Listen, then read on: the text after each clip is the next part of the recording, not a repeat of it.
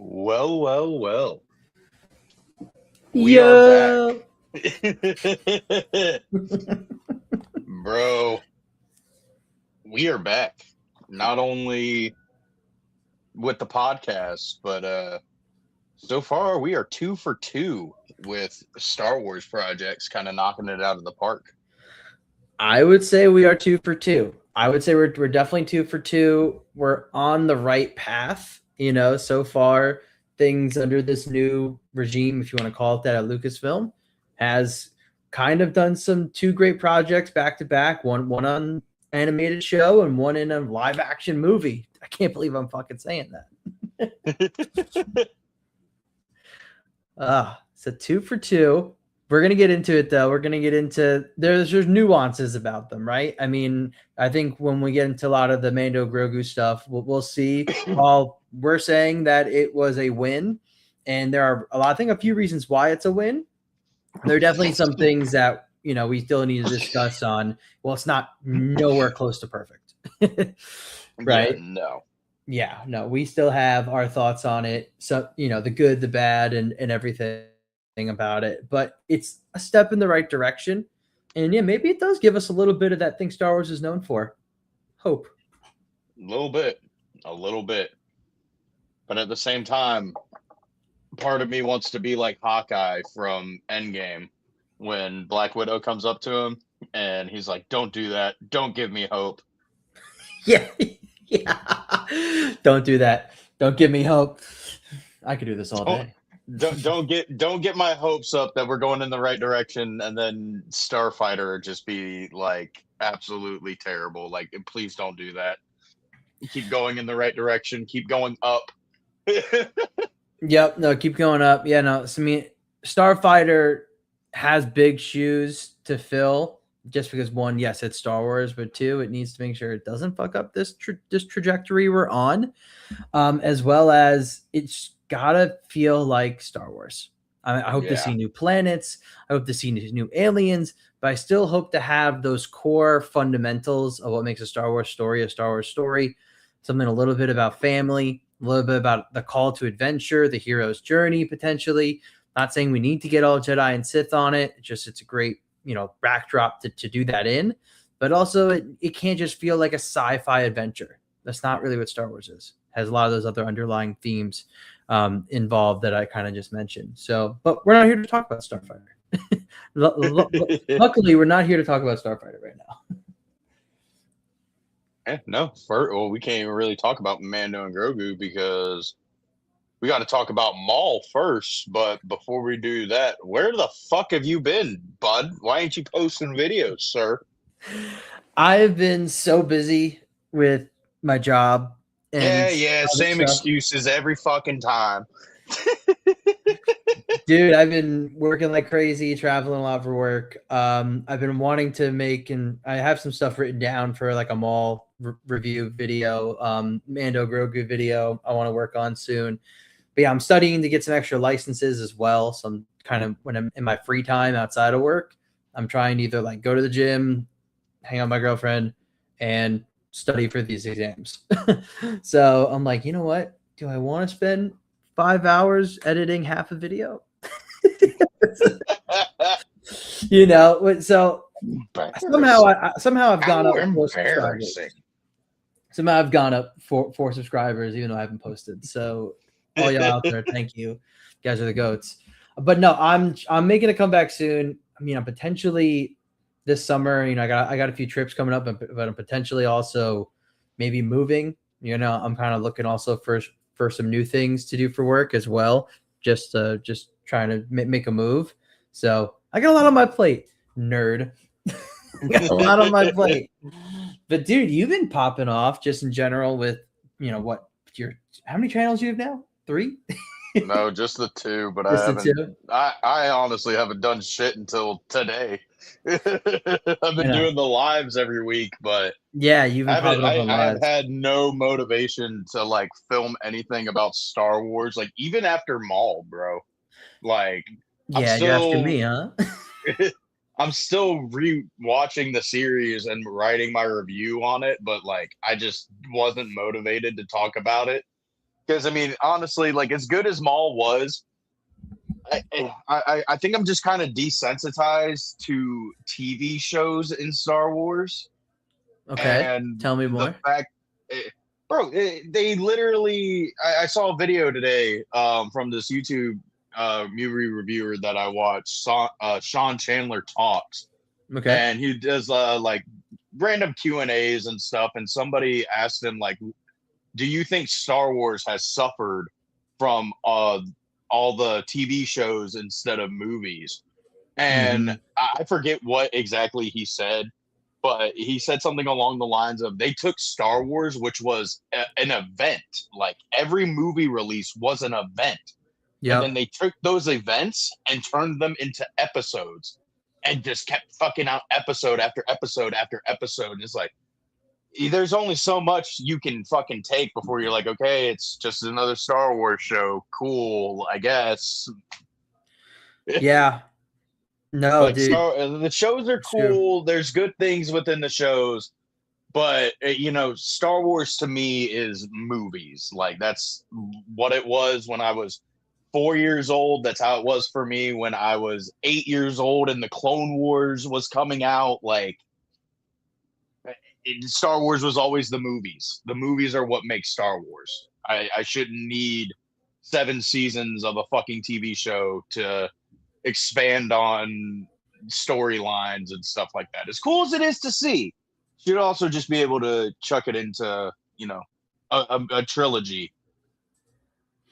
I agree. No, seriously. I mean, I remember, what was it? How many years ago was this now? Maybe 2 years ago, where Kathy Kennedy was talking about how they want to make Star Wars like an event again. They want to make it like James Bond. That's what she used as her reference for making Wow. it like an event type release. Because for some reason, God, for someone Do who people even get excited about James Bond movies nowadays? maybe they do. I mean, but they are like event type movies, right? We don't get them all the time. And it is like, oh, the new Bond movie, whether you're into it or not, right? It is kind of like an event. But obviously, the thing that was really funny about that when she mentioned that was everyone's like, or you mean like how Star Wars used to be? like, how it was, but we don't have source material. But yeah, I totally agree with you on that, man. It's the event aspect of it kind of got corporatized, right? Which is what we kind of knew under Disney it would be, right? It would be, hey, more Star Wars content, more Star Wars content. I mean, when it was purchased in 2012, people who were excited about the acquisition, that's exactly what they kind of wanted, right? We wanted more Star Wars, more consistent Star Wars. I think if things were banging, like if all the sequels were top notch movies, right? If Solo hit, if Rogue One was still a hit, everything, people would be like, well, Star Wars is popping. It'd be like Marvel, right? And when Marvel was in its freaking Infinity Saga heyday, that hey, we like how much we're getting. As long as they're good, it's an event, right? Yeah. So we're starting to see, hopefully, that maybe we can get on the right track. We have a good show. We have a good movie for what it was trying to do. I think it did it. Not in the biggest way, but it did. It started off on the right foot, I think. So, but yeah, we do need it to be an event again, just because it's the only way I think you're going to get a lot of the wider normie audience to get in. Yeah. I don't know. After that spiel, I mean, I still want to talk some good shit about Maul because holy fuck, brother. That was like some of the best animation we've gotten from Star Wars. Honestly, since Genny Tartakovsky's Clone Wars, I in my knew you were opinion. going to say that. I knew you were going to Bro, say it is. Tarkovsky. It is. Yeah, like I can't even compare it to the Clone Wars animation or Bad Batch or anything or the Tales because it all looks the same until you get to Maul. And it's fucking like it's like a comic It's book so come to good. life, bro. Oh, the dude, the colors, they're vibrant. It's just everything looks great. The detail, the choreography as well at this point, animated form is fantastic. I mean, I'm a huge Huge fan of it. Oh, We got Sklee. Bean. Bean.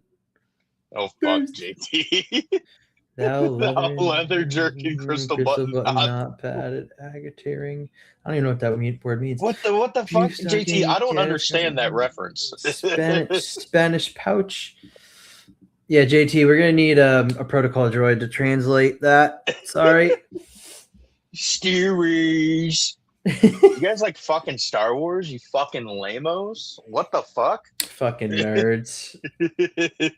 Or. What up, Wom? My favorite ganja goons.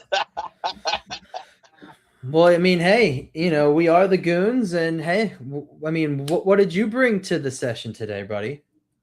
Nice little boutique switch cart with guava gelato, orange slush, and mango runts. Oh man, I mean, it is about to be June, and you're definitely happy that it's a month to celebrate all that. That's a lot of flavors, brother. It's a lot of stuff. And also a Geek Bar Pulse pink lemonade that says "May the Pulse be with you" on the back. Oh my god, dude! Whatever happened to good old flour? May the pulse be with you. Oh my gosh. These pens. Well, I'm doing something a little more classic, a little J with a little bit of flour, all that good stuff. The strain I have is called Kept Secret from our guy Don, that we had on a podcast once, my boy. So yeah, everything's good. But dude, how are we feeling though in general about what's going on for the future of Star Wars before we get into Maul, right? We've had these two good projects. What are you thinking for what Ahsoka got delayed, right? But what are we thinking about maybe Ahsoka? I hope it's good. It's got to be better than the first season. It's got to make me be more like I enjoyed the entire season, not like, oh, episode 5, I can rewatch that over and over and over again. Instead of, hey, I can rewatch the entire series over and over again. I agree. I don't know, because I've been seeing some rumors and reports about Mr. Baloney. I'm gonna take his fucking kneecaparonis if he does this stupid shit. I've seen some reports and rumors that his Heir to the Empire movie might be being changed to become a Skywalker legacy movie that will bring back Anakin Skywalker in a corporeal body so he can interact with Luke and Leia. And I really fucking hope we don't do that shit, because I really don't even want Anakin to become the father figure in Ahsoka season 2. As cool as it is, I love the Mortis arc because I love when Star Wars gets fucking nitty gritty and fucking weird. I don't want Anakin to become the father, because that will be honestly tempering with his story, which Dave has already said that he is not going to be adding to. Anakin's story is told. It's done. His story ended in Return of the Jedi. He's a Force ghost. I don't think that he should become the father, but if he does, and it's done very well and very tastefully, because they did some things involving Mr. Darth Vader in Maul, which was done very fucking tastefully, because I was very against that at first. It could be done right. I mean, everything could be done right if it's just given the right amount of care that it deserves. I 100% agree with you on that last point, because I know you and I do kind of disagree on Anakin being the father. I'm really into that, and I kind of hoping that happens. But I think, yeah, if they do it right, if it makes sense in the context of the story, if it makes sense within lore, and if we have some established rules around it, right? My nuance when it comes to him being the father is, I don't want him to be the father and then become a mainstay character going forward. I don't really want parts of his story to be further continued in a way where he's integral to so much shit, right? I kind of just want to know he's out there, right? I just want to know that he's off in the land of Mortis, the realm of Mortis, right? Or he's somewhere doing something, but he has bigger fish to fry, per se, right? He has stuff to deal with maintaining the balance of the Force, maybe on that cosmic level, but he's not, going to be like, oh, let me help Luke and Leia build the New Republic, you know? I just kind of want him to be it, but I don't need him to be a part of it. Let him just be out there. Let me have that, you know? It's like, oh, like, Mom, Dad, where did our dog Buster go? Oh, he went to the, the farm. He went to the farm really far away. He went to the butterfly farm. He went to the butterfly farm. You just know he's there. Okay, I sleep at night. You know what I mean? Because I'm like, he's out there. He's having a great time. He's living. He's happy. That's what I want. I want Anakin to be the father, so I know he's still doing shit. Does that make sense? Yeah, I mean, I know timeline-wise, Anakin is still out there because Shadows of the Sith is 16 years after the Battle of Jakku, and I don't exactly know when the Battle of Jakku takes place. Yeah. But I know that's a canon event, and he helps Luke out there. It's also like, I think like 15 years before the sequels happen, because Ben's 15 to 16 years old in Shadows of the Sith, and Anakin shows up in that, but his Force ghost kind of flickers in and out by the end of his experience. Sorry, Sklee. Should have said some spoilers. Sklee's reading that book, but I've talked about it with him a lot, with Anakin showing up in that, because it's just done so fucking tastefully that it's great, dude. It really is. But yeah. I don't know, man, because it's like, if Anakin's still out there, why didn't he ever? I mean, I know it's got to be like both ways reciprocated to talk to Force ghosts. You got to like be open to seeing them, yeah. But like, brother, you didn't even try to talk to your grandson when he was worshiping your fucking helmet. I know. I mean, I know, and this is something that comes up all the time, right? It all leads to the sequels, right? Whether it's a Luke story, even Anakin's story to a certain extent, right? Leia, the galaxy, Palpatine coming back, right? Like, it all leads to the sequels, so it's all shit. And I do believe that. Like, it sucks. It really sucks. But as the years go on, it's like, just give us good stuff about something happening now. I don't care if it leads to the sequels. If it doesn't make sense, honestly, it's more of just another knock on the sequels. If in 20 years someone's like, let's watch episode 7, 8, 9, you're like, nothing over the last 10 years is going to make sense to you then, because it doesn't show up in these movies. You know, it's just going to be more of a knock on the sequels again. But I mean, I'm trying to move beyond I it. saw a video. I forgot the dude's Instagram name, but he was talking about it.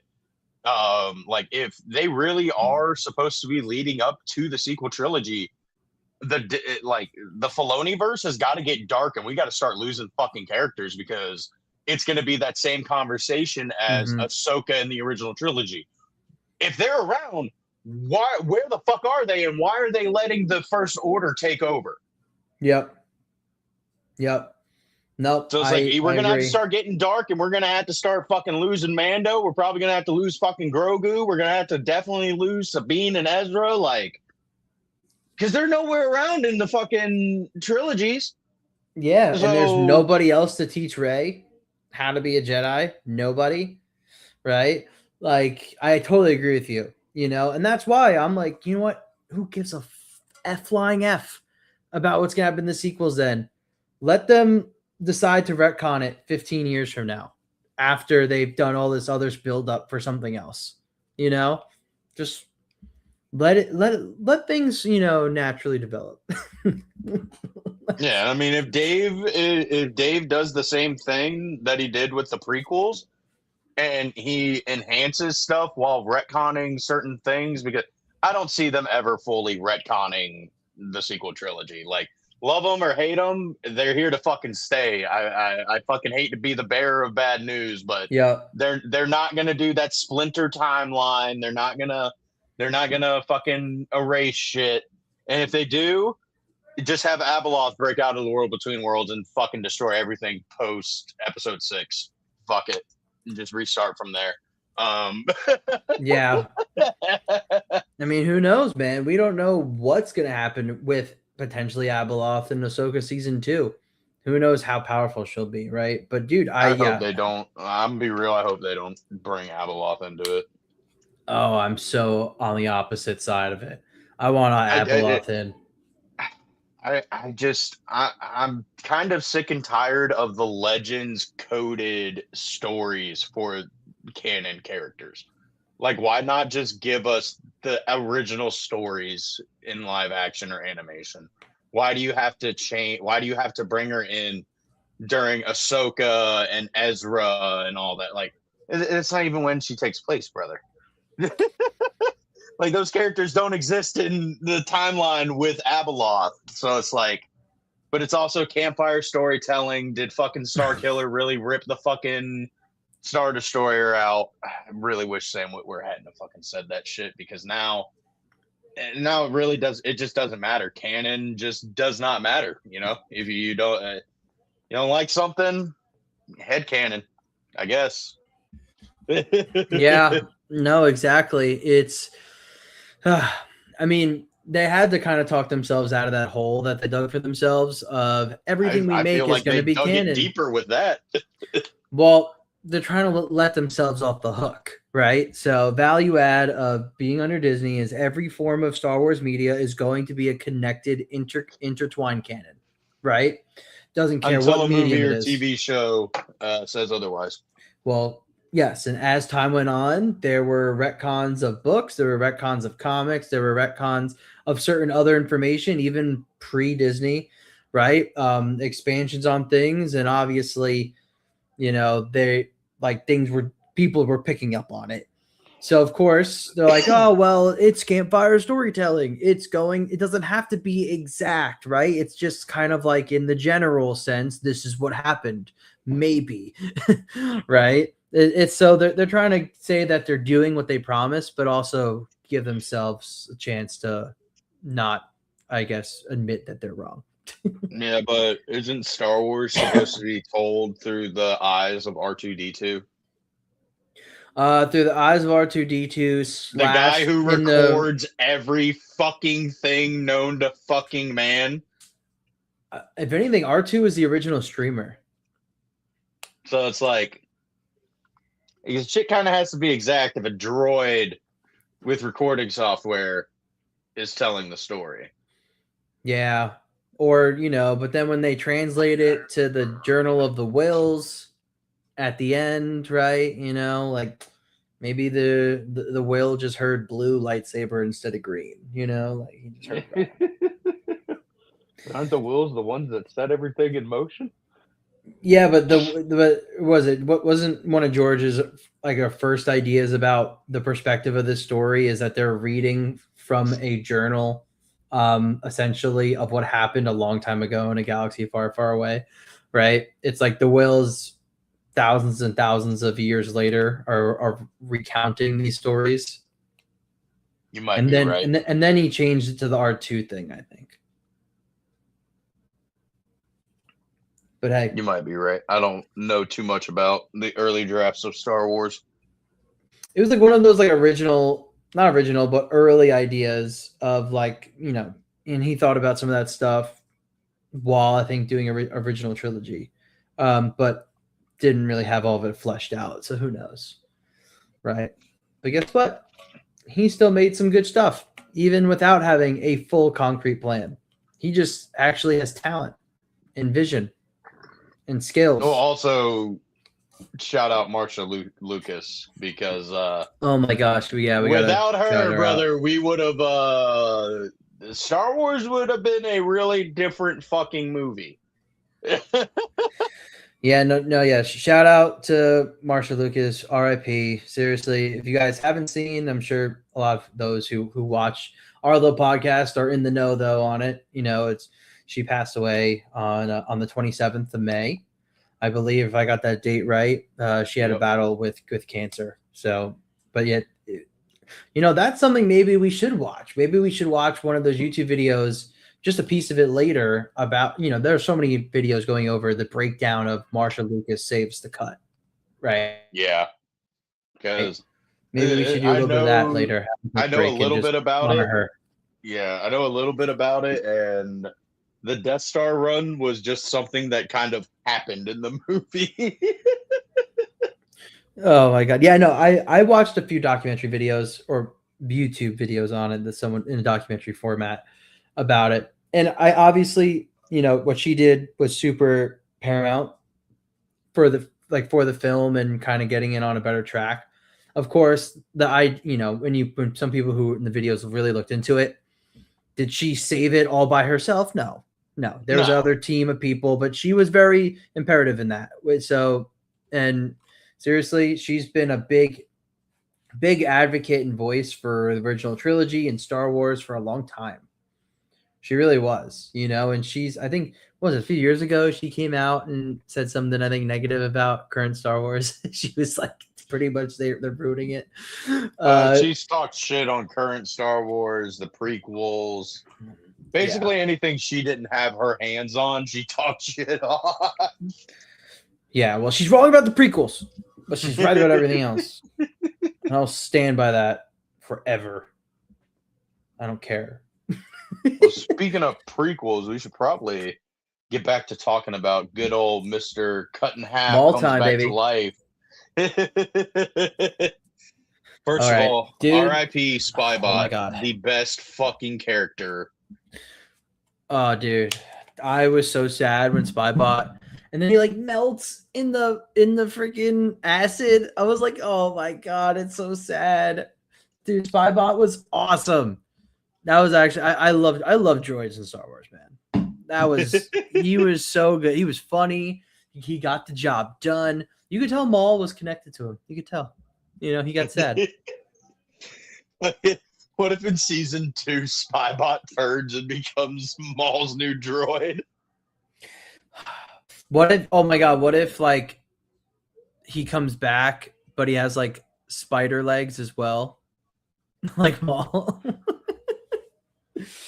When Maul came back, we don't talk about spider leg Maul. Is spider leg Maul your nighttime demon? That you No, see that would be in your Man doorway? Spider. Oh my god, Man Spider from Spider-Man. But Oh dude, fucking Maul was just literally everything was like it set a new gold standard for the TV shows. Like, as much as I just talked shit at the beginning of this with like, yeah, we gotta kind of maybe cut back on the TV shows. This one really set a gold standard for if they do animated shows now. Like the music, the look, the writing, like there was barely any filler within the series. Like it's like none. The worst part of the series is like episode 5, I think, where Lawson's getting interrogated by Marok and the Crow. It's like we really don't. Nothing really happens in that until like Marok goes to chase down Maul. Yeah, no, exactly. But dude, this show definitely propelled itself to be probably top 2 animated Star Wars of all time. Not talking about Tartakovsky, just because I'm keeping that in its own separate category. But anything from when Dave got there, this is top 2 animated for me. I can't tell if I like it more or less than either season 7 of Clone Wars, besides Martez arc, or the Tales of Jedi. Dude, Maul blows both of them out of the fucking water. And there's an argument for that. And sometimes I wake up and I'm like, yep, it's the best animated Star Wars. that's been there since Dave was there. So, dude, it looks so good. It was amazing. Now, what was your favorite part of the whole show? Episode 3 in its entirety, where Maul is toying with Devin in the shadows. Mm-hmm. That was just absolute fucking peak right there for Maul. Like that episode made him feel like the Phantom Menace. Shout out Clone Force 97 for using that analogy. I like that. I like that. Well, Because bro, was he? he's literally spending the entire episode in the shadows, messing with Devin and just getting her angrier and angrier until they Mhm. fight. Like it's great, dude. I fucking loved it.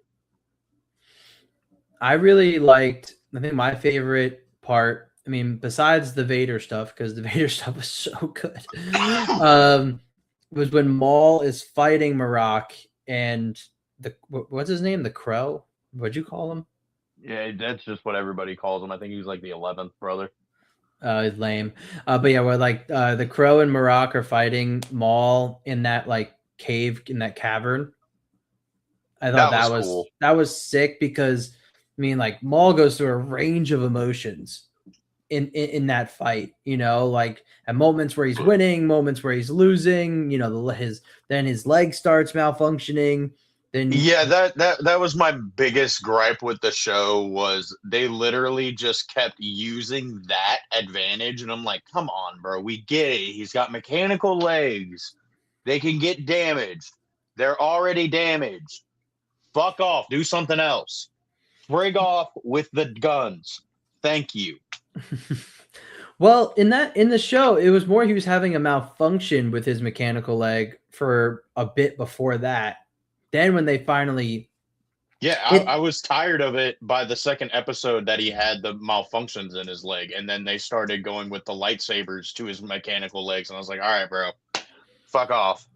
well, I love it because then when Vader fights him, Vader's first like move is to go for the mechanical leg because he learned from all of the Inquisitors that fought him, the last two, like, okay, this is how I weaken this guy ASAP.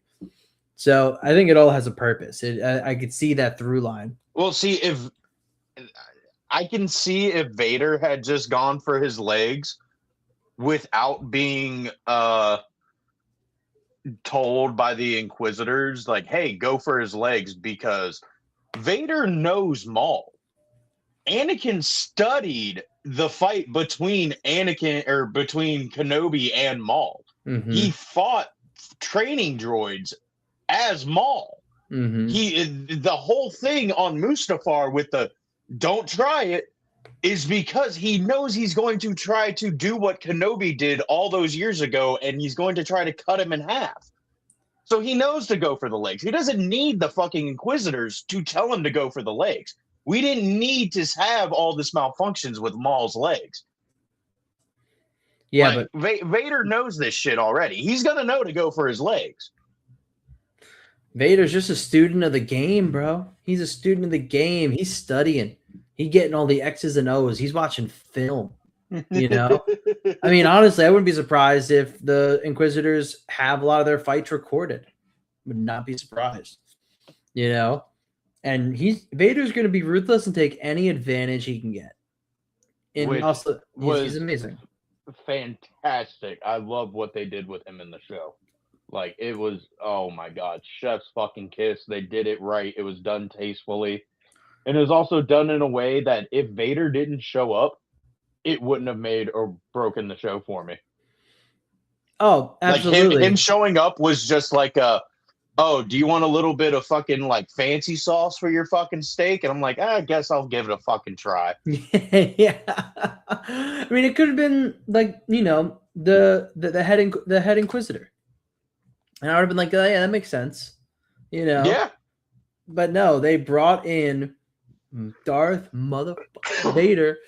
And dude, I will say that's probably, and actually not probably, you know, that is the best interpretation of Vader in his, let's call it his prime or leading to his prime that we've ever seen.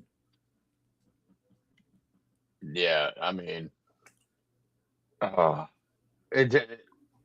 there's just so much that he fucking did. I mean, when he pulls down the fucking ruins and he's like chucking them at Maul and Devin, like towards the end of the fight, when Maul fucking sends Daki to him to do a one-on-one with Vader. He's like, you go fight him. Which I'm calling it right now. Daki's coming back in season 2. Yes, he got stabbed, but when's the last time we've actually seen somebody die from a lightsaber stab? Fuck you. Fuck just saying. I'm just saying. I don't want to come back at all. That dude literally had like a hole that we saw in his fucking so did body. Reva. So did Kylo Ren. So did Sabine. Who the fuck else has gotten stabbed? They're all whack. Daki's not whack. Let him stay dead.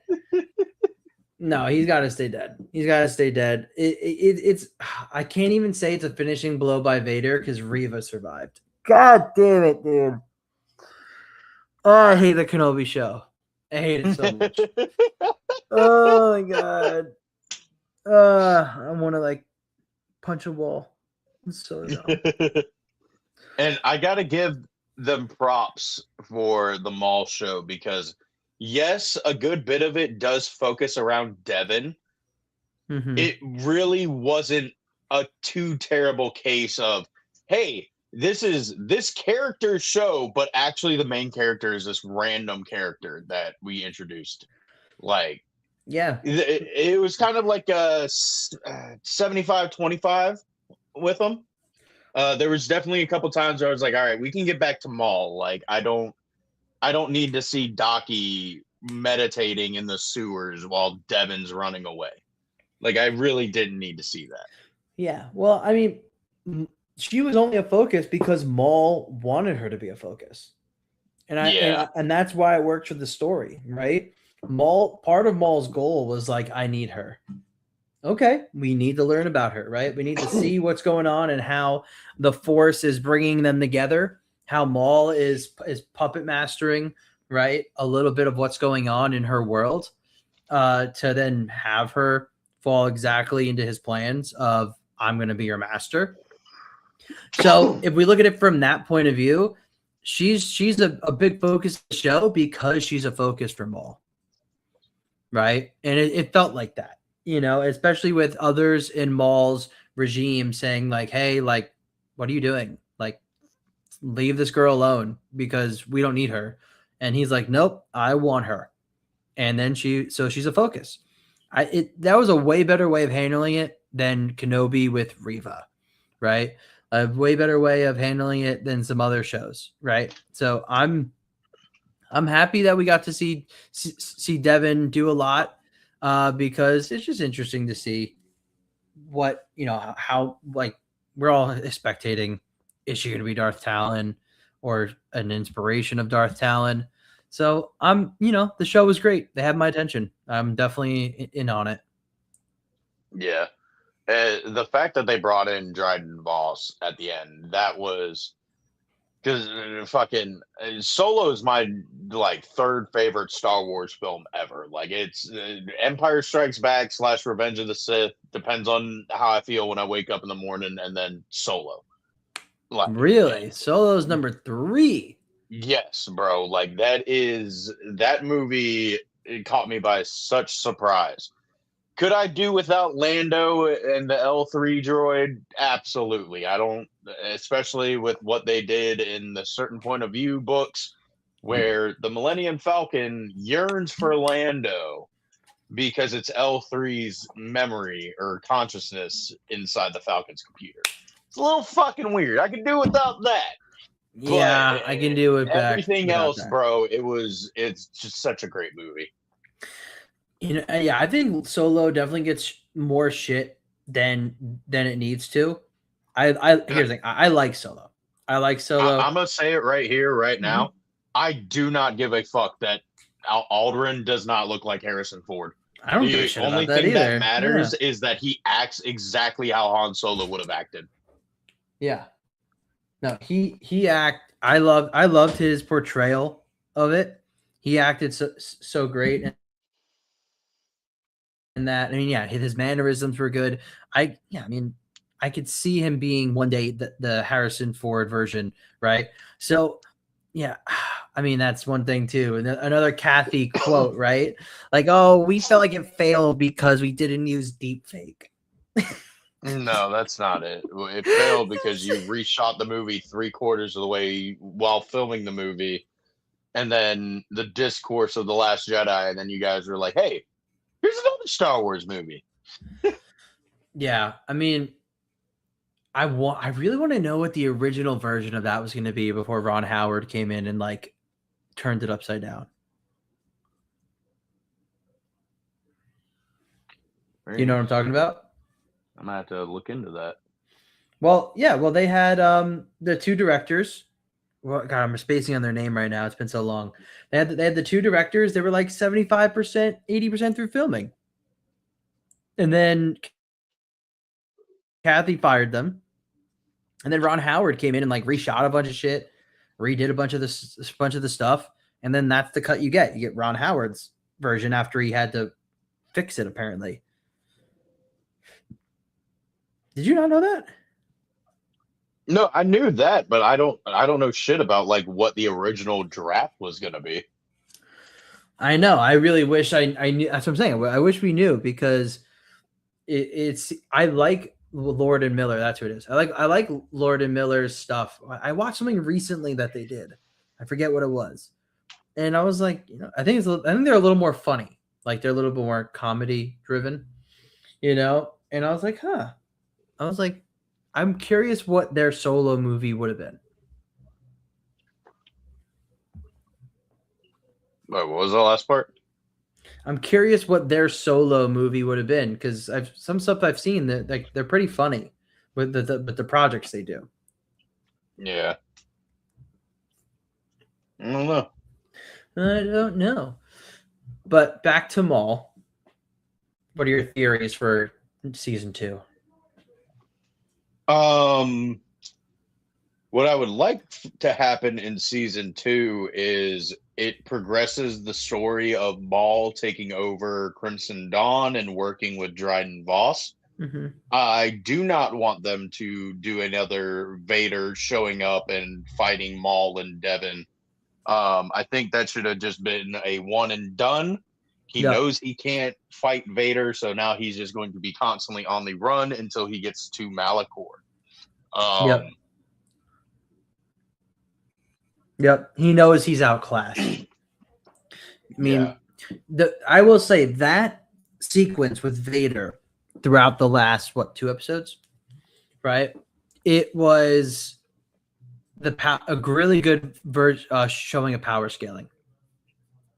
It just really shows that Vader is that dude, and he is the dude, right? The power. I mean, we saw the power scaling a bit with Palpatine and Maul in the Clone Wars, right? Where he just by himself kicked Savage and Maul's ass, killed Savage, right? We're like, oh, they're not even close to him, right? And now we're seeing Vader is still just miles ahead of Maul. He's miles ahead. So the menacing Darth Vader, it was just perfectly done. I think it was great, and that's only Vader 1 year into being in the suit, brother. Bro, he is 23 at this point in his life. Oh, dude, man, I can't even imagine. Like, I'm not saying we need more Vader because I know we don't want to overuse Vader, but dude, we need like 30-year-old Vader. Like after a bunch of years being in the suit, probably the height of his power a little bit, right? We did. Kenobi. Fuck off. God, I will leave this stream right now. I will leave this stream. I will leave this podcast right now. If you bring that shit up again. Oh my God. I swear to God, my blood's boiling. Oh, look, he put the ship down with the Force, with the shitty CGI. fuck that. But did he really do that, or did he just mind trick the fucking pilot into bringing the ship down? I don't know. I was taking mushrooms at the campfire. All right. I don't know. I don't remember. God, it's so fucking annoying. See, that's the problem with Sam Witwer's comments about this fucking campfire storytelling. I really, really wish he hadn't have said that, because, like, it's just because that's how Filoni says it. But Dave Filoni is also the guy that says the Star Wars Holiday Special is canon and deal with it. So I think Filoni just likes to troll. He's just gonna find like what certain parts of the fandom dislike, and he's like, "Yep, I'm gonna say the opposite of what you want me to say." All right, guys, everybody right now start hating the Old Republic so Dave Filoni will give us the Old Republic. Yep. Just be like, hey, we definitely don't want the Old Republic. We definitely don't want Darth Revan. We don't want Nihilus. We don't want Malik. Come to think of it, that's kind of how Star Wars has operated since Disney bought them. Is like everything that the fans want, they do the opposite. So if we just say we don't want something, maybe they'll do it. Right? Yeah. Maybe we should. So what don't we want? Tell me what we don't want. Old Republic. I definitely don't want a Darth Bane series. Definitely don't need a Rule of Two movie.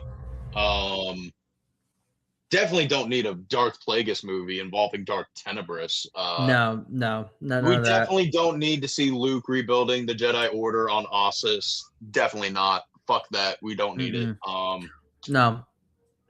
Definitely don't want a Padme Amidala Sports Illustrated swimsuit issue magazine. Don't want that. Definitely don't want that. What else don't I want? I definitely don't want a Luke, going around the galaxy after Return of the Jedi for a span of 5-10 years. No, bro. Hell no. I want them to focus solely on Rey and her movies. Just give me all of that. Oh, I can't even say that shit with a straight fucking face. Bro. I want Rey. I really can't. I want Rey to go back in time. I want Rey to go back in time, and I want Rey to be the first Skywalker and give birth to Anakin. I want her to be Shmi. That's what I want. I want this to all be around. Stupid fucking fan theory. I want her to be the reason for. Actually, I want Rey to go back to Typhon, to Tython, and I want her to actually be the one that is controlling the Thoyors and bringing all the Force sensitives to Tython. So I want her to be the reason why there are Force sensitive beings in the galaxy that learn the Force. That's what I want. And you can't tell me it's bad, or else you're sexist.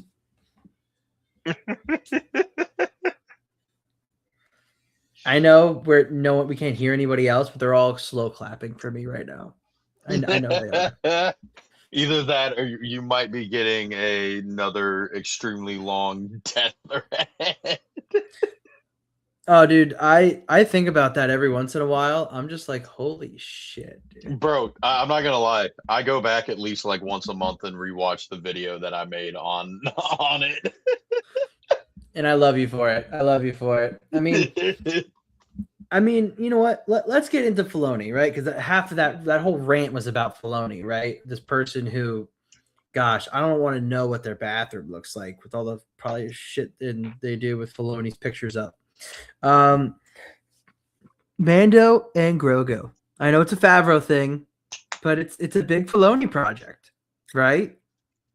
We should just get into Mando and Grogu. Tell me your thoughts.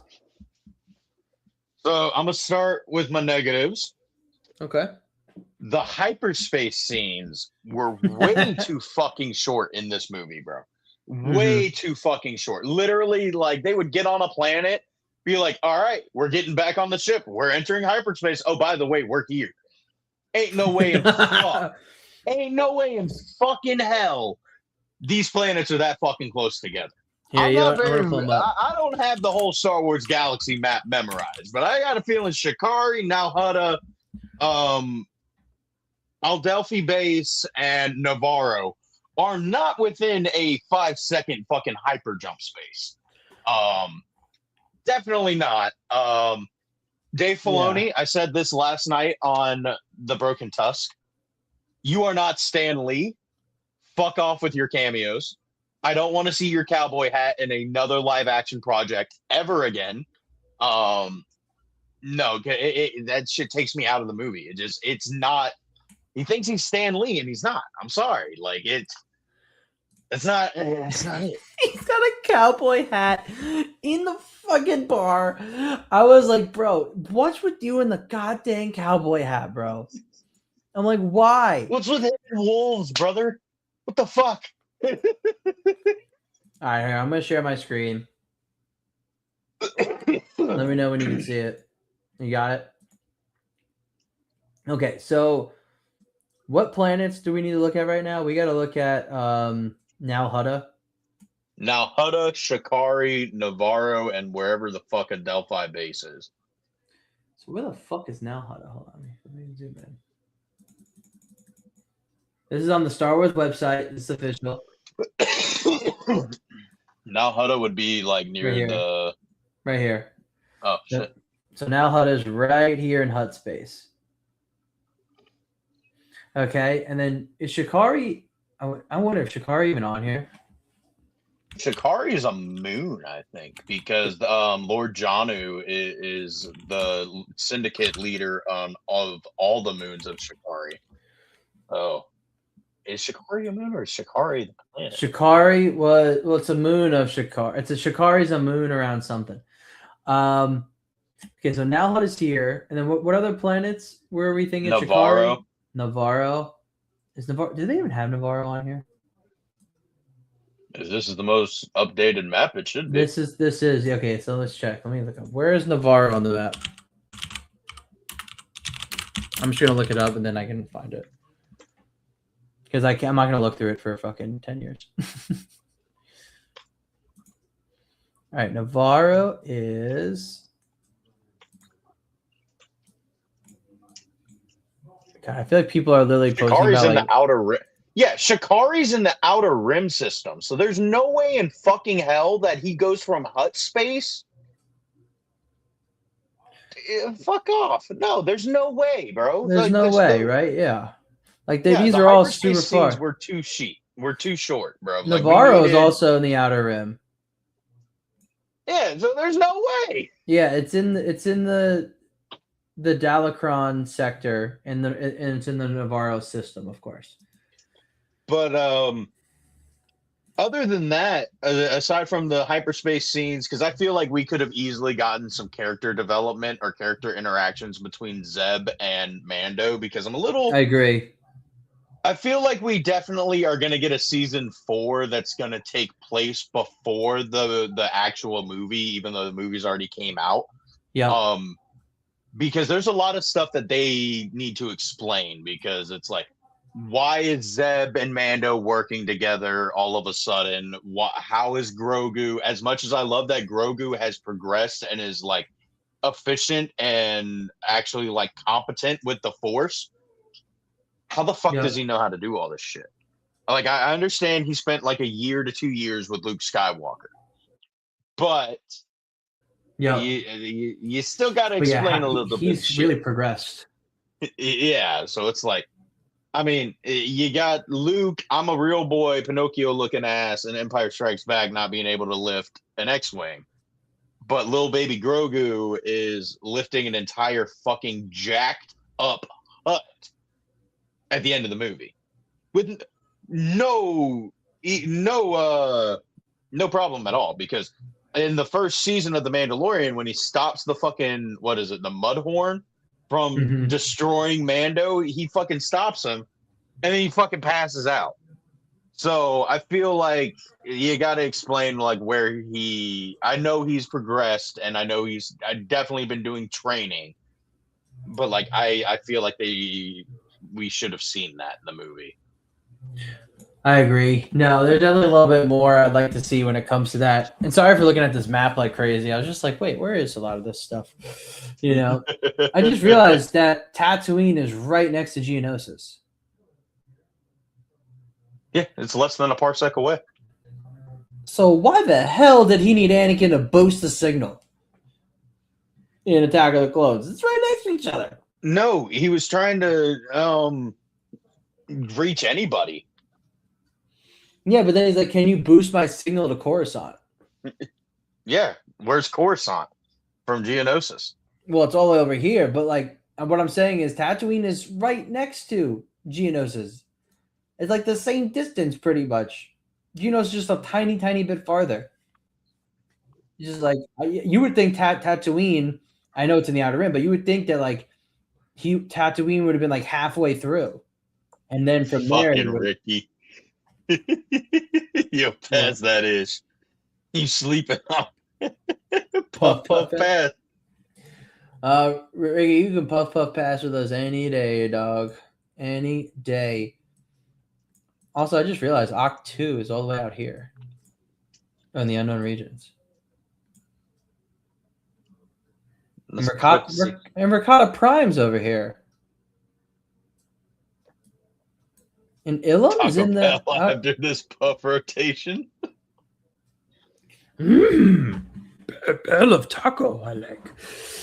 Let's see. And then Ilum's in the unknown regions. What the hell? Okay, no, Ilum doesn't exist anymore. It's Starkiller Base. Wait a minute. It doesn't exist anymore. Well, yeah, it's gone. It's gone. Wait. So you're telling me that they shot from here, from this area, they shot to where the New Republic was in what sector? I don't fucking know. I don't know jack shit about the sequels. And they took out the whole. You know how many freaking planets that needs, like planet and systems that needs to go through to hit wherever they were going? What the fuck? That makes no sense. Hey, man! This is also the universe where they went to Exegol and it was like a fucking urethra track, and somehow the entire galaxy managed to make it through all those tight twists and turns. Wait, repeat that. I heard urethra track. What? This is also the galaxy that has the planet Exegol, and the only way you can get there is going through the urethra track of like a wormhole or some shit, and it's got all these tight twists and turns, and yet the entire galaxy managed to get through that. Oh my god, yeah, that was right. Literally, like, yeah, oh my god. I was like, wait, you're telling me like these big ass ships are gonna all go through that? That makes no sense. Oh my god, that's right. That's right. That's the path my kidney stone takes on its way out. Oh my god. Okay, it's the Hosnian system. I don't know where that is. I don't know where Hosnian Prime is. But I have a feeling it is somewhere like further away. That makes no sense how they would have taken a straight shot from here to wherever the hell Hosnian Prime is. All right. Well, enough about that. All right, let me stop sharing because I'm getting distracted. Stupid joint. Okay. But right. Yeah, keep going. Another thing I'm still really iffy on is Rada the Hutt speaking English. I said it in my video reviewing it today, and JT and I have talked about it plenty of times on live and off live. Like Zero the Hutt speaks English, Mama the Hutt speaks English, the twins speak English, but I mean Zero doesn't really have like an accent or like still the tone of the Hutts. I'm Zero. I'm Zero. But the rest of them that do speak English still have that like really grovelly blah, blah, blah, bass. Blah, blah, yeah. Rada didn't have that, and it's really weird. It's a little jarring. But I've also got to take into the fact that I don't know when he fell into this crowd with Johnu Coin. I don't know how long he's been away from the huts. Sounds like he's low key been on the run since he was like we last saw him in Clone Wars. It's kind of that's what I'm thinking. Like, it's really the only thing I can think of is like he's been on the run because you understand how hard it is to be your own man while you live underneath the shadow of Jabba the Hutt being your father. Just tell me 5 more times, and I swear I'll understand. I swear I will. I will, buddy. I feel for you, man. Like it's like I feel for you. Your father is very successful. You probably had everything you ever wanted. Everything paid for and more. It's a sad life to live. Ricky's telling me to get over Rada speaking. He's a second generation Hutt. Yeah. I'm letting Rada live, bro. He's awesome. It's just a little jarring, but I am glad that I wasn't able to tell that it was Jeremy Allen White, which is the first fucking pro that I will give this movie. Is we all know I'm very, very particular when it comes to star power in Star Wars. If I didn't know who Jeremy Allen White was, I wouldn't be able to tell you that he voices Rada the Hutt. Oh yeah, you couldn't tell if you don't know beforehand. Yeah. I honestly even knowing his voice, I still personally can't hear Jeremy Allen White while Rada speaks. So it's kind of like, did they really need to get Jeremy Allen White? I don't think so. But it's cool that he got to be a part of Star Wars, and I wasn't able to it wasn't distracting. Definitely not distracting for sure. I agree. Yeah, because they used star power before. Alec Guinness, Harrison Ford, Mace Windu, fucking Mace Windu, Sam Jackson. But no, that's my Mace point. Windu. That's my point. When I see Sam Jackson, I immediately think Mace Windu. Even when I'm watching the Avengers, bro, I don't think Nick Fury. I think, oh, that's fucking Mace Windu with an eye patch. Imagine if they did get Tupac instead at the time in 1999. That would have been really distracting. Yeah. Yeah. Actually, probably not, because it still probably would have been the same instance of that being the first time I encounter Tupac. Yeah, exactly. I agree with you on that. Now, for Jeremy Allen White, I mean, obviously the voice was changed with modulation and everything, but I would say I'm happy I heard a little bit of his type of line delivery in that, right? Like knowing him from some other projects, from some other shows. I love The Bear. I mean, I've seen clips of Shameless. I don't never really watch Shameless, but I've seen clips of his character in it. I could hear some of the way he delivers lines, right? In Rada's delivery. But I like that because I like Jeremy Allen White, and I think it fits well, But yeah, I don't know how many times we need to hear that he's trying to be his own man. That was getting a little bit crazy. Now, for my thoughts on the movie, I liked the movie. It was fun. It was entertaining. I went with my girlfriend. We had a good time, popcorn, a little bit of candy, right? I thought it looked good overall. Some of the shots were beautiful. Oh, bro, we saw it in first it was just regular 4DX, but with the IMAX screen. And then we saw it in Real D 3D IMAX. Oh, how's that? I don't think I will ever be able to watch another Star Wars movie in a regular theater again, bro. It was, oh my fucking God. I will never do Regal Cinemas 4DX again. That was straight up getting the back shots from Dwayne "The Rock" Johnson for 2.5 fucking hours. Jesus Christ, dude. Bro, me and Wrath were getting thrown up out of the fucking seats when it was fucking lifting you up and fucking slamming you down. Bro, it was fucking horrible. Wrath bruised that's a rib. Yeah, bro, it's where the seats fucking move with all the action and shit. But when we first saw it, it was just regular. We saw it at a Cinemark, And their 4DX was like, it was just like an interactive ride, bro. It was like you would lean and like you would go forward and back and stuff like that. But fucking Regal Cinemas, bro, it was like, oh, we're gonna like when Mando's sliding down the mountain on the walker. It was terrible. You're like leaning forward. There's no fucking seat belts. Like the fucking seats were trying to tear my pants down.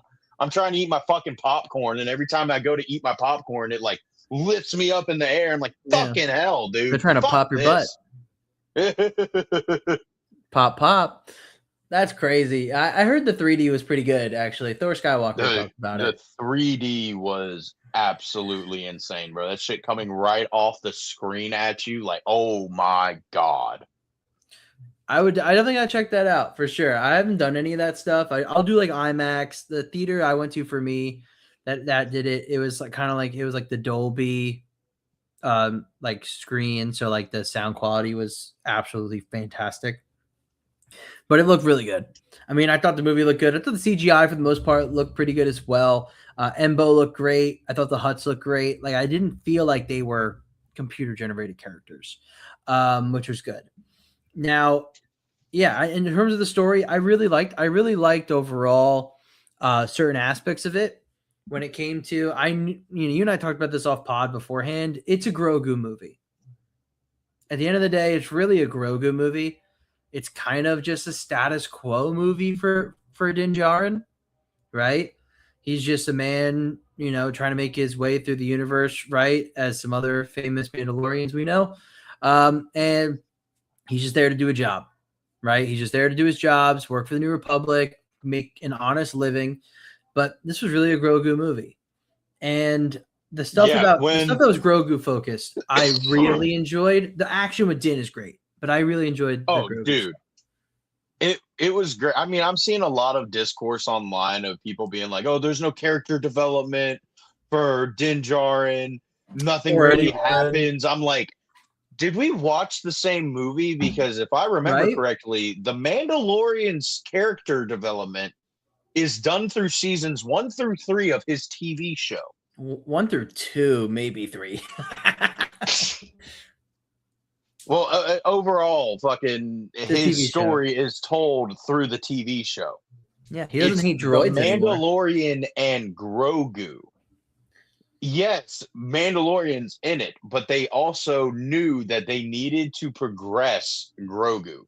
They knew that we were tired of the cute little defenseless baby. Yes, yes, yes. No, no, no fucking type shit.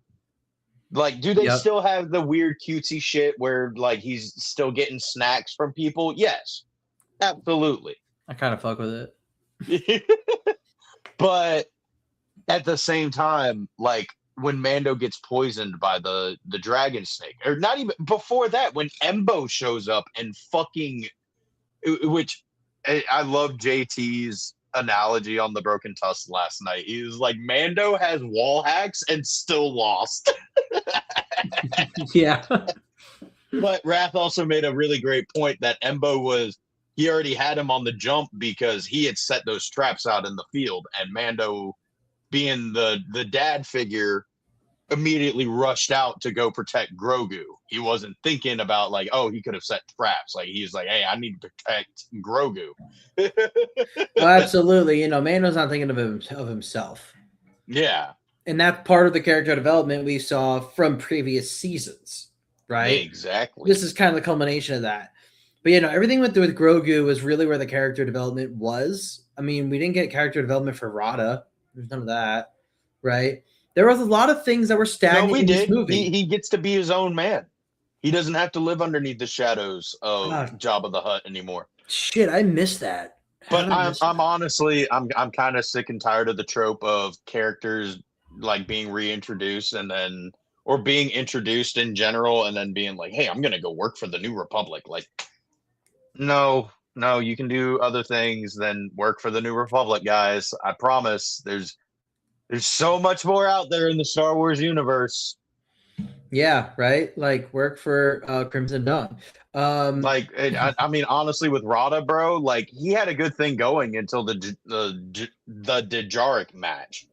I was like, You could have just gone back to that, bro. You didn't need to join the New Republic.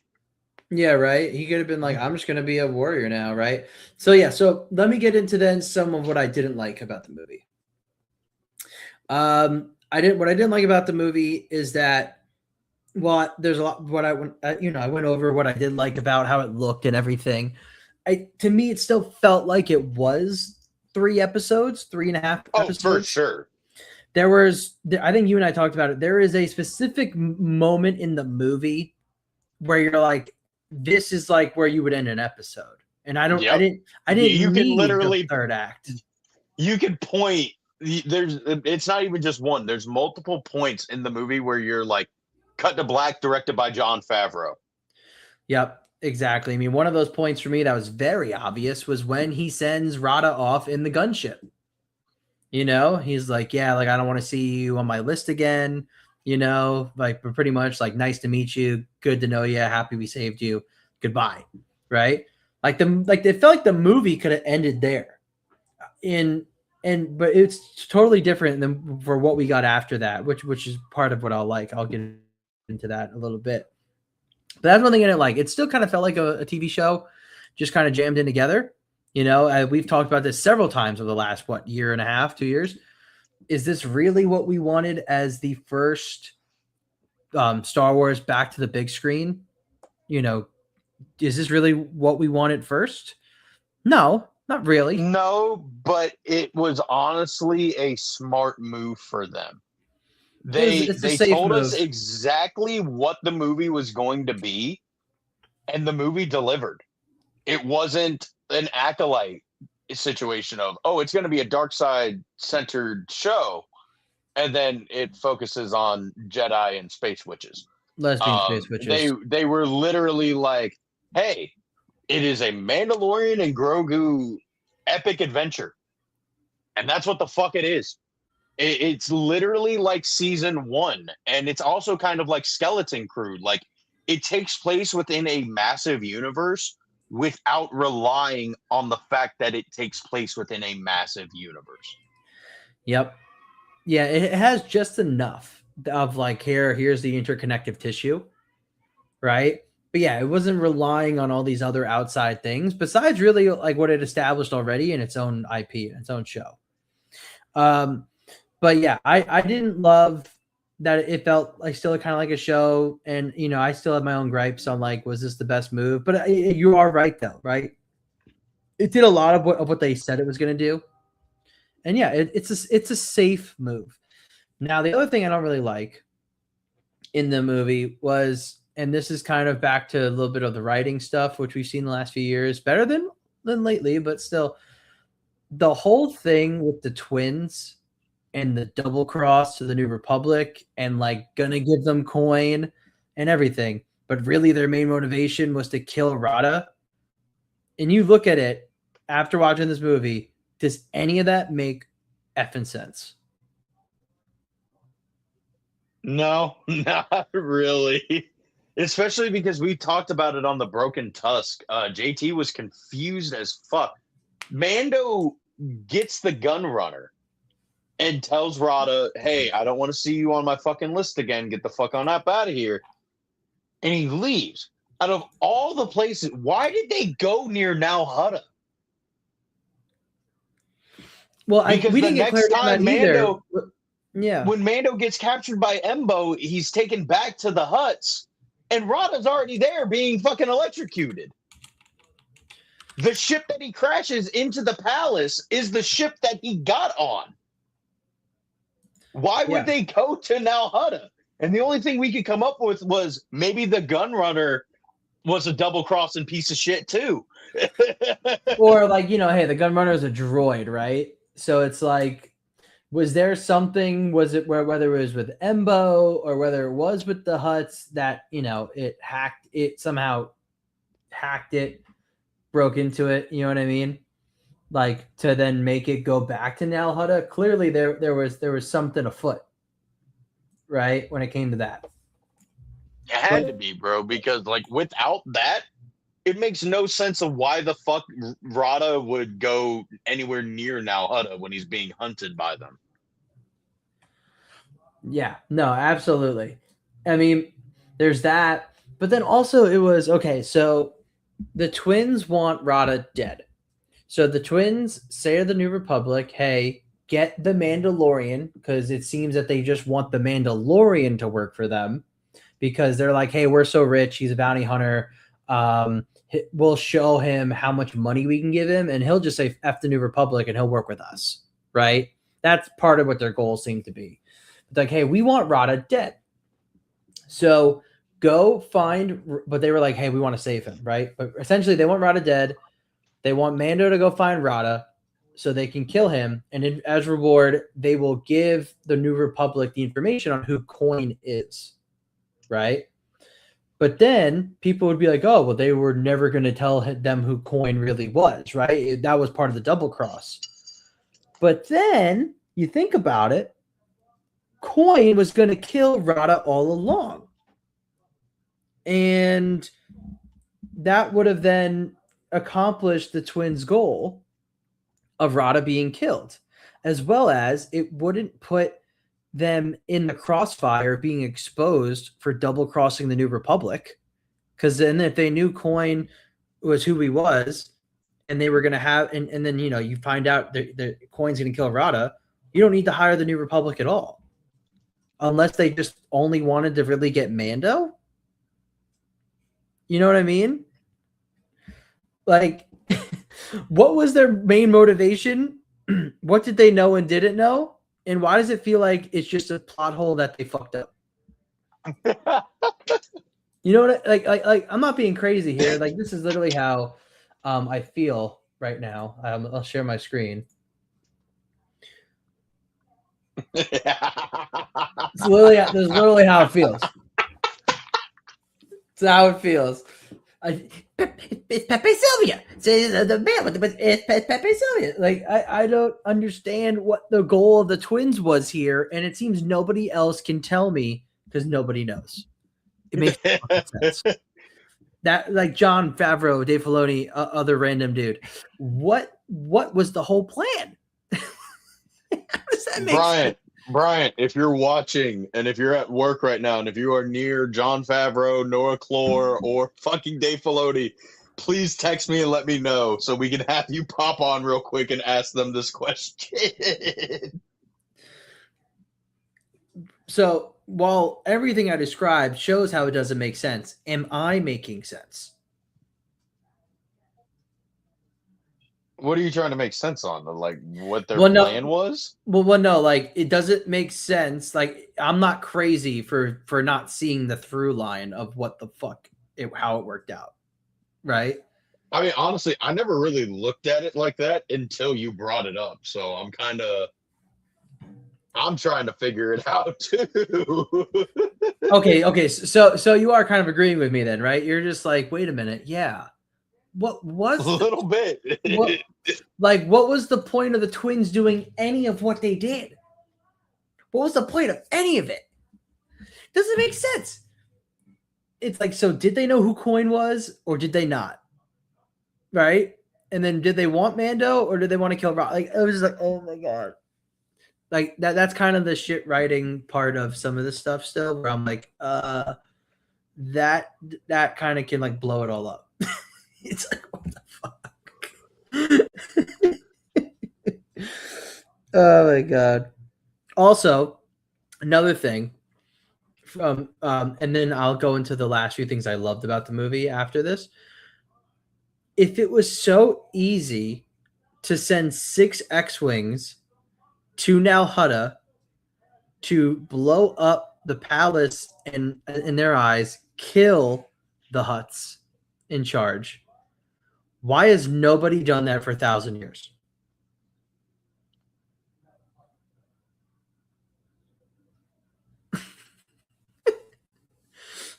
I think we're really about to see a massive power vacuum, and the Hutts, like whatever surviving Hutts there are out there, well, they're gonna fight for it. They're definitely gonna fight for it, and they're definitely gonna be gunning for the New Republic. Absolutely, maybe that could weaken the New Republic, but what I'm asking is, we know how difficult and how respected essentially the Hutts have been in the wider galaxy, right? The Hutts have had their own space and territories for over 1,000 years, right? At least, right? Even back to the prequel era when we look at like Hutt space is its own thing, right? And the Republic had a ginormous army. And I get it. The Hutts have a lot of the droid army stuff too, like a lot, and they have like their own planets that they rule over. But you would think that it's extremely difficult to kill the Hutts, especially on their home world of Nal Hutta. And we get a little hint of that when we first go to Nal Hutta in the movie, and they're like, "Oh wow, we got two, we got two, we got two ships on us, right?" And like, "Oh, they take security very seriously here, right?" You're like, "Okay, we're supposed to get that it's a very secure area." But then at the end of the movie, 6 X-Wings, led by the least excitable Sigourney Weaver, she did not want to be there. They went in, they pretty much unscathed, and they blew up the whole palace. And essentially, if Mando didn't have them be killed by the snake dragon, they would have died, right? The twins. Why? No, they wouldn't have. They would not have died if they didn't blow up the palace. Well, no. I mean, if the snake are indigestible. Well, yeah, but I mean, like, okay, well, still, like, if they weren't swallowed by the snake dragon, they were in the palace, they still would have then. The New Republic, they think that they killed them, like, oh yeah, we just are because we shot them, they're 100% dead. But if it was so easy to do that, why is the Republic never once brought an armada to just go kill the Hutts and take over? 6 X-Wings. 6. Well, they I swear I remember in the Phantom Menace, Qui-Gon or Shmi talking about like how it would just cause like intergalactic warfare if they were to intervene with the Hutts like that. Because that's why like slaves on Tatooine are still a thing, is because it was just too much of a problem to like go and get rid of the Hutts. And now that they've done that, I think that we are going to actually see that repercussion. And if we don't, I'm going to be very upset. Okay, yeah. And I agree with you on that. If we can see in some projects after, or at least hear about how, okay, the New Republic is getting totally fucked right now. We're getting hit from all ends. But we have the Remnant, we have other rising syndicates, and we now have the parts of Hutt space that are literally overbearing us, right? And then I'm like, okay, maybe it makes more sense why the Republic for 1,000 years didn't just go in and kick ass, right? But if there's not that much repercussion and it's all kept internal by the Hutts, right? And it's just an internal Hutt war for who's going to lead, then I'm going to be like, you guys should have taken 6 X-Wings, 500 years earlier and fucking kill it. Which is kind of weird that if you think about it, because the New Republic is supposed to be demilitarized.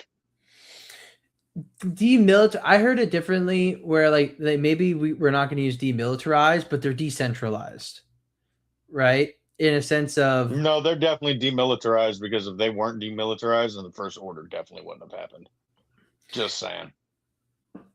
Well, I think there's still aspects that we're going to learn, apparently, right? Like, I think apparently we're going to eventually see some of these remnants that do survive after Thrawn be like told, okay, you can get like your own sector and like just chill over there, which is bad to do anyway. It was really stupid.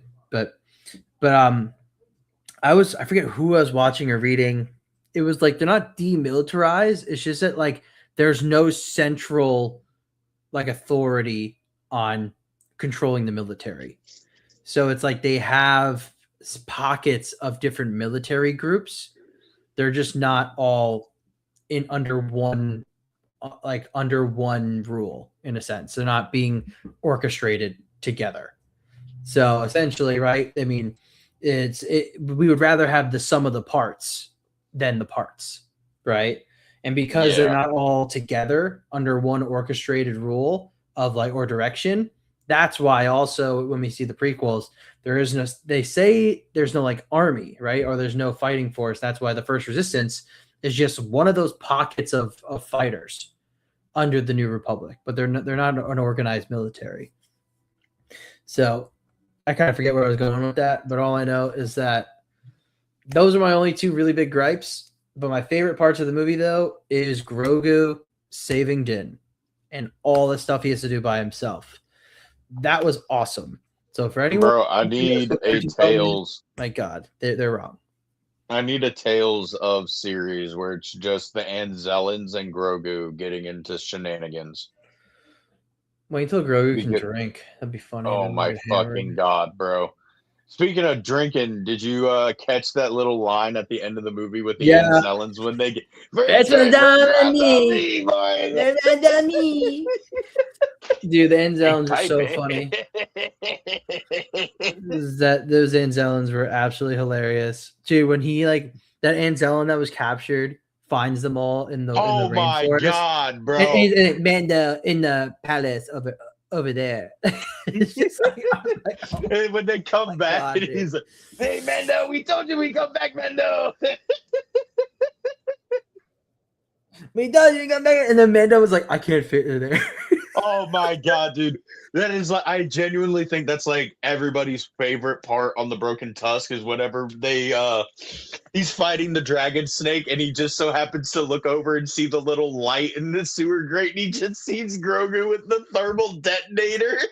Oh, and then he's like, dude, run away, run away. And then when they finally get out and he's like, how did you get here? He's like, we have ship, we got a ship. And they're running. And he just gets it, it's just this fucking RC car. And Grogu's like, what do you mean you can't fit? I genuinely believe that that's like the entire Broken Tusk favorite part of the movie. It's definitely one of my favorite parts too. Oh my god. But dude, I love this energy. We got to keep it going. But hey, let's it's a good time here, I think. Let's do our little smoke break and then come back and finish up. Let me find the Yeah, find the little art thing. yeah, because it didn't let me upload it on here. All right. And we will be right back.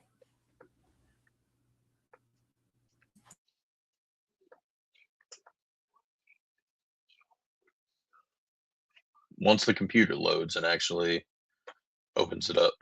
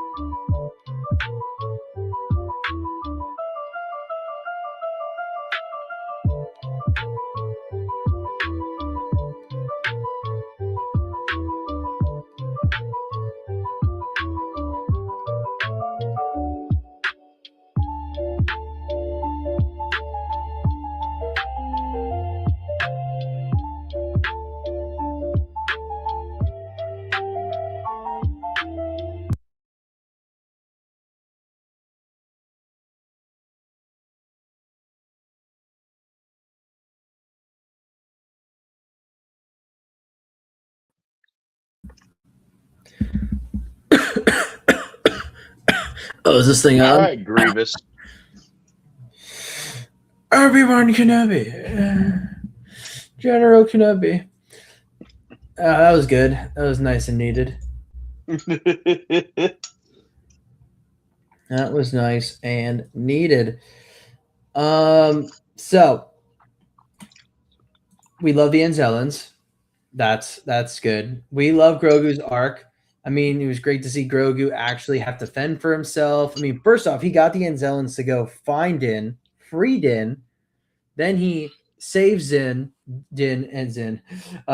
Then he saves Din and essentially keeps him from dying. Fantastic. Yeah. I was a little upset when he force sealed him. Like, I audibly groaned. Like, you can go back and watch the Broken Tusk podcast where we did the spoiler free and the spoiler talk. Wrath will confirm it. Sklee will confirm it. I audibly went, oh my fuck. But then he didn't get up because he didn't. Yes, he healed the wound, but he didn't heal the poison. Yeah. And I absolutely loved that. Yeah, that was a really good distinction on their part because I really thought they were gonna like make him come back, but I was like, no, he can't. And then he still was like down for the count, you know. And Grogu really, like, I mean, he had to do so much that we would not have thought he was going to be doing when we first got introduced to him in season 1, and then seeing in season 2 and 3 that he's really not progressing at all, right? So it was just so great to see him actually do stuff. And I'm excited, you know, for him to start doing more fighting and force stuff going forward. I just hope eventually we get him to get bigger, grow up a little bit in that sense. But dude, I'm calling it right now. When they do age him up, he's going to be jacked as fuck because he's going to be working out with Rada the Hutt. I'm calling it right now, bro. They're setting it up. I saw this from General Kenobi's bunker on Instagram. Shout out to him. Go follow him. He's a great fucking guy. His theory is that they're gonna set up Rada to be Grogu's companion for when Mando dies, and I'm 1,000% here for it. Honestly, I'm so here for that.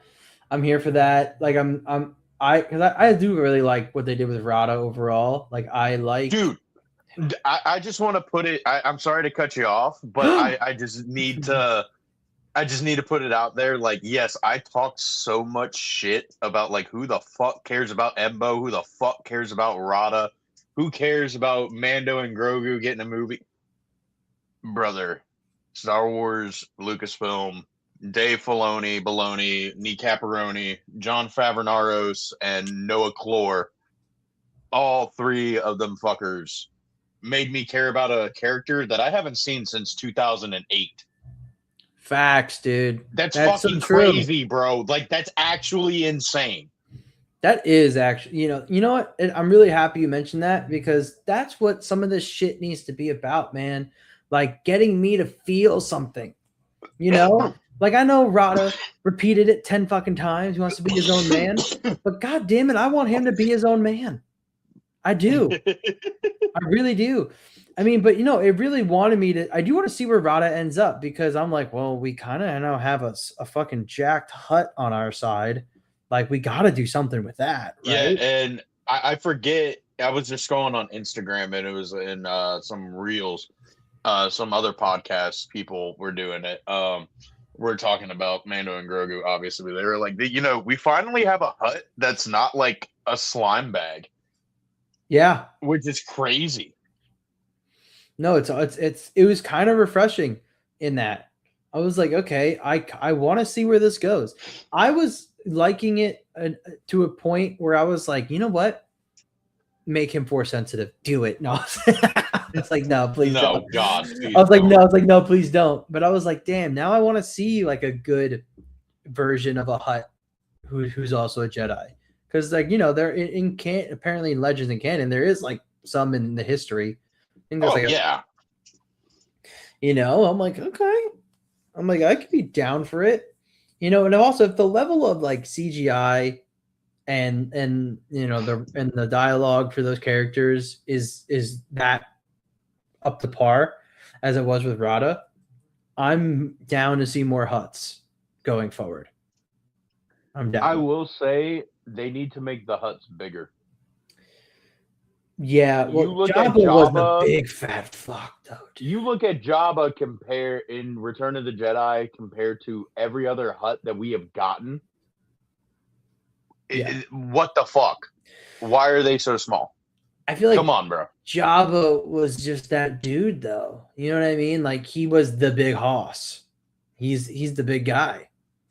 Lego Rebuild the Galaxy. Jabba is a Jedi. Dumb.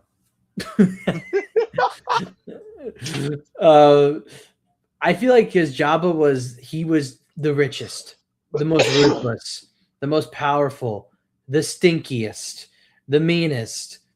So he's gonna be the he's not the biggest and stinkiest. fattest. That's literally Rada. Rada's name is literally Stinky. I remember that. That's cute though. I mean, I agree though. I mean, the twins could have been a little bigger. I agree because they're also older.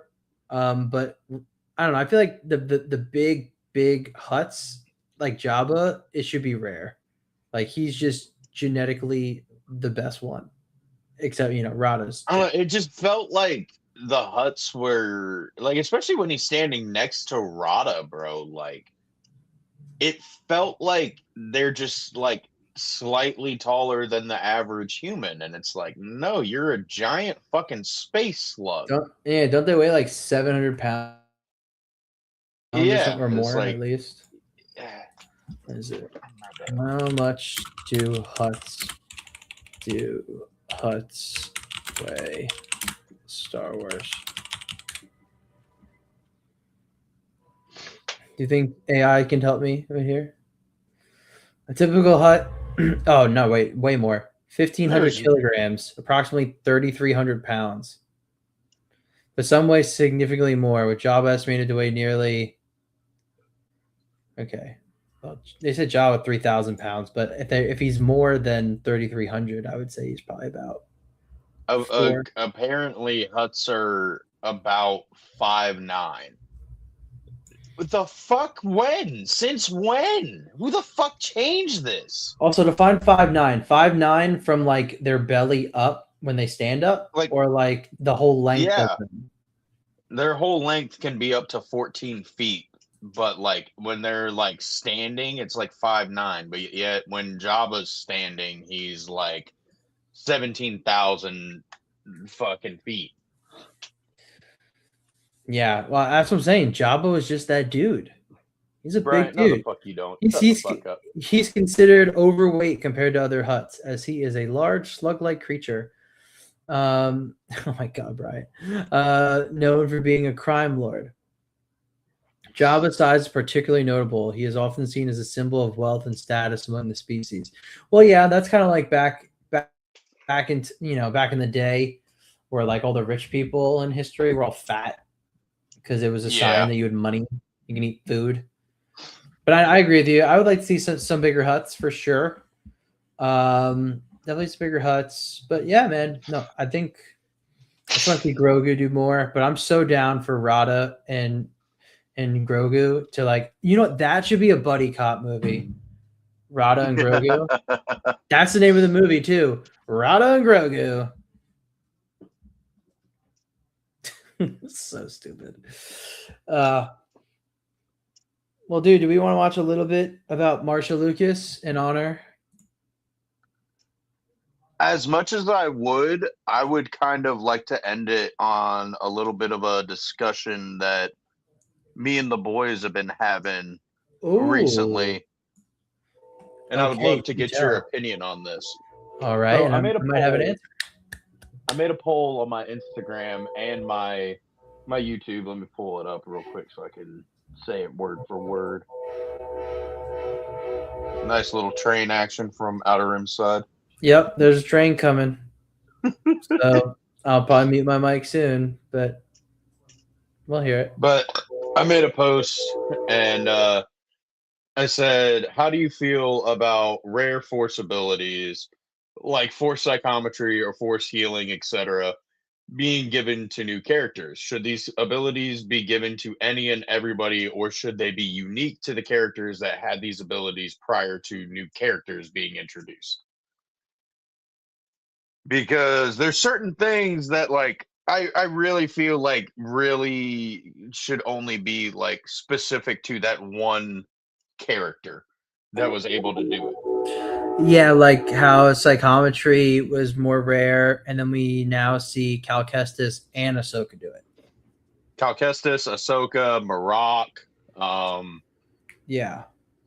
and then there's Force Tame, like Anakin. It started with Anakin, then Baby Yep. Ahsoka, and then Clone Wars Kenobi, and then Grogu, and like, and Ezra. Ezra does it. And it's like, come on. And a lot of people were saying to keep them unique, but a couple of people were saying like give everybody every force ability, don't gatekeep them, and it's like, No, the gatekeeping, that's dumb. Yeah, I mean, yeah, I would say no. We got to gatekeep some of them for certain people. Like, you can't just like, give everything to everybody. That it makes no sense.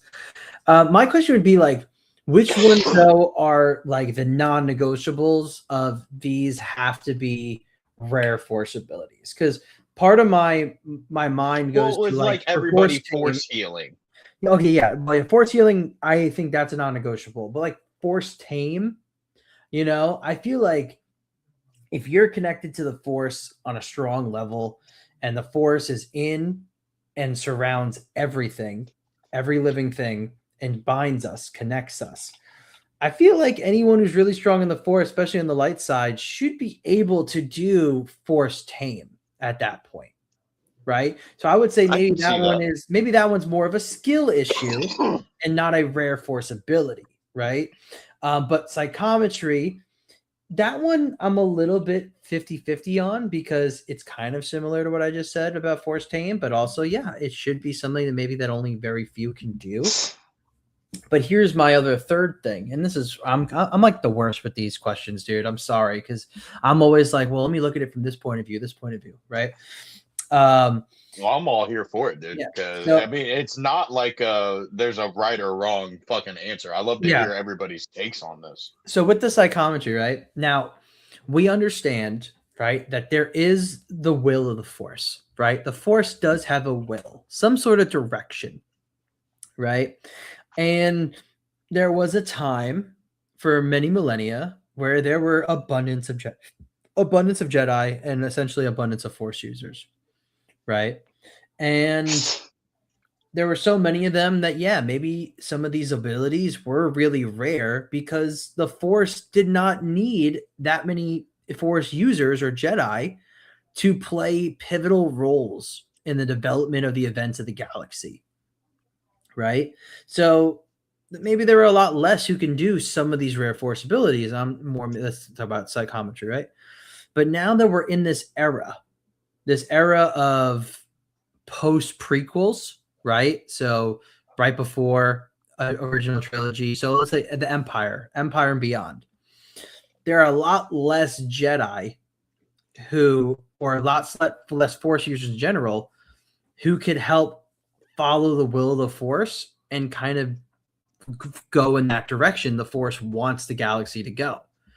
So essentially, is it more so the Force is allowing some of these users now to have some of those abilities, like psychometry, in certain moments because they need somebody to listen and kind of push it forward or push the events forward?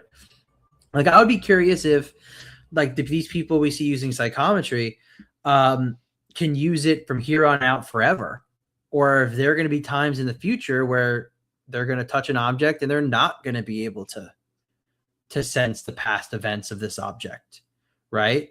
Because essentially at this point the Force is like, no, you don't need to do that anymore. Like, we don't need you to do that. Am I making sense at all? You are. We just have so few left. Maybe that's why like it feels like it's so much more common to see some of these abilities. But the Force is like, no, we'll let you do that because we need somebody to fucking do it. I don't know, man. I feel like it should just be kind of like unique to certain characters because it's like I'll use this as an example, especially when it comes to like characteristic traits and stuff like that and Mhm. abilities. Anakin and Osha and May.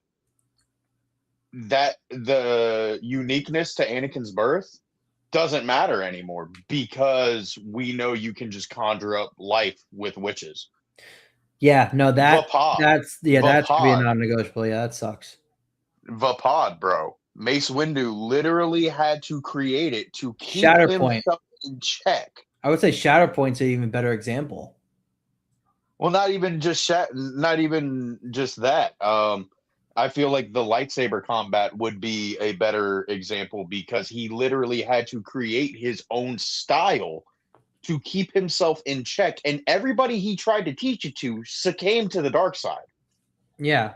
Well, the good thing So is it's like not they haven't everybody can repeated fucking Vapod. learn how to do Vapod. Yeah. Well, the good thing is they haven't repeated Vapod. And then I brought up Shatterpoint because if someone else was like, oh, yeah, like I can do Shatterpoint, I can do Shatterpoint, I could see the weakest point in somebody's like being and attack it to defeat them.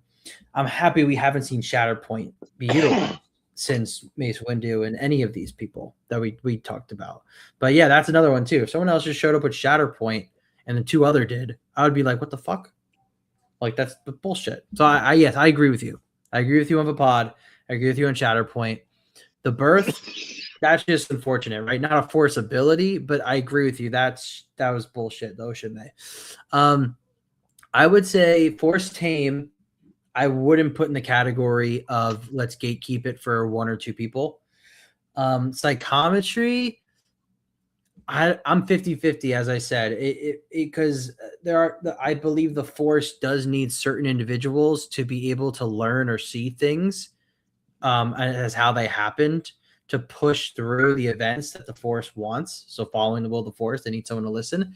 So there could be instances where it gives some force users who previously couldn't use psychometry access Okay, so to would use you say that psychometry. that's what the Force was doing with Quinlan Voss, and he was one of the only Jedi, if not the only Jedi, to have Force psychometry during the prequel era? Wouldn't more of the Jedi have had that ability? But I think I mentioned this when I was explaining a little bit earlier about it. There were so many Jedi that the Force did not need really that many at all. So then why would it need Quinlan to have that ability? That's for the will of the Force to decide. No, I know it's a cop out answer. I mean, That's another thing. They need to quit fucking relying on that goddamn answer. Give me an actual concrete yeah, fucking answer. I yeah, understand it's a fictional fucking universe and it's a yep. movie, but you can't Well, just. I mean, there is the aspect of Quinlan might actually be one of those individuals from the get go can have force psychometry and have it for his whole life. So I'm curious though if these other people who have adopted force psychometry, if it's just because they're being allowed to see certain events, or if they're actually going to be able to use it every time for the rest of their life. I guess that's my answer because obviously we don't know. We're not the ones writing it. Like there are definitely some people who can do the psychometry from the get go because that's like maybe their special ability. But sometime in the future, the force needs somebody who's force sensitive to see like the previous events around this object because there's a purpose behind what them needing to see it, and they let them see it. You know what I mean? So that's why I'll put that in like the 50-50 category. I would say another one that I think should be gate kept and not for everybody. Force judgment.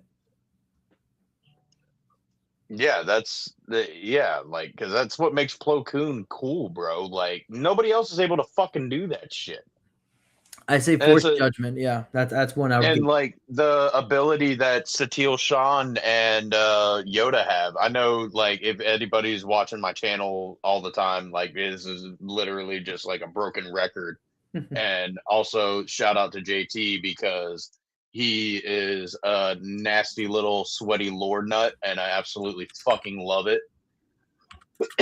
because then whenever like I go on sessions or talking with other people, I'm able to actually make that point. Yep. Like Yoda and Satil Shan absorbing force lightning and stuff. Yeah. Not everybody needs to do that, because if everybody was able to do that, why the fuck didn't Luke absorb Palpatine's lightning? Yeah. Why the fuck? Since everybody can force heal, bro, why the fuck didn't Qui-Gon get force healed by Obi-Wan? Why didn't Obi-Wan use force speed the entire time during the Duel of the Fates to keep up with Qui-Gon and them? Like, you see the issues? You see the issues with everybody has every single ability? I agree. I don't think, and I'm with you. I don't think they should. Yeah, force heal should be for very specific people. Now the absorbing force lightning, I could see that being a skill that only those who are at the absolute mastery of the force and are so maybe embedded in the light can do. Right. And like, it's not like, oh, you have to be gifted with that ability. No, you have to like be like a Yoda level character who has learned how to do it and be taught how to do it as well. Like, I see it very similar to, you watch Avatar: The Last Airbender at all? I did when I was little.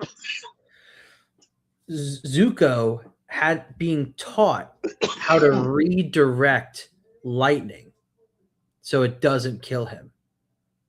Right? It's a very difficult technique, but in there, his uncle Iroh shows him this technique, and his uncle, while he was alive, was an absolute master of firebending. How to take a lightning attack and redirect it through your body away from you, right? So I think for absorbing the force lightning, you need to be an absolute master of the force, very much in the light side, and you need to be taught it, which, yeah, like Luke was not going to be able to do that in Return of the Jedi. Now, if we get a version of Luke that's older, an absolute master, right? Well, the I could see him learning it. Force project across the galaxy without fucking dying. Well, yeah, okay, we're not talking about the sequels, Henrik. God, you're killing me here. But I think that one you have to check off a few boxes before you can do it. Almost like in a video game, right? Oh, I unlocked this ability. But it's really, really, really hard. But yeah, force healing, I think even if you are a master at the force, you shouldn't be able to do it unless you're one of the very lucky few that are blessed with that. So did I answer your question pretty well on that? Just because I know we went all over the place. Yeah, somewhat. I just think they need to gatekeep like all of it. Like, not everybody should be able to do everything. Like, I'm sorry, because then it just takes away from uniqueness from characters. Like, we agree especially on when that. It comes to we agree like on that. Saber combat and stuff like that, or saber abilities and force abilities, because it's like, it's cool as fuck that certain characters are able to do that, and not everyone's able to do that. Because it's like Kenobi and being the master of Sarisu. This will be the last thing I say before we pop off of here. Like, if everybody can just be a master of Sarisu, then Oh, I agree. Yeah. Then what the fuck was the point of Obi-Wan mastering the defensive after he lost his master? Absolutely. No, I 100% agree with you. We'll agree on that. Every ability should not be available to everybody, right? I think there are nuances between which abilities for which characters at which points in time. But yeah, we need to follow a rule system a little bit. I think, yeah, maybe they're getting a little bit too liberal with the force abilities they're giving characters in the new canon. That may be a little bit too much, right? Making it a little bit too OP. However, yeah, I think there is room to open up maybe the dialogue on that and make it make more sense. But yeah, I like where your head's at with it. I would just probably be a little bit more towards the middle on it for me. But again, I stated which abilities I think are non-negotiables and which ones maybe you could acquire at some point. Yeah. But yeah, well, that was a good one.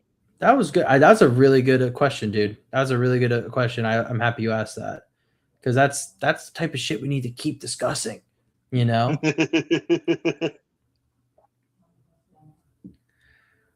But all right, dude. I think that is all we got for you guys. At this point, we had a lot of good stuff we talked about. I promise I'll make videos soon. I promise.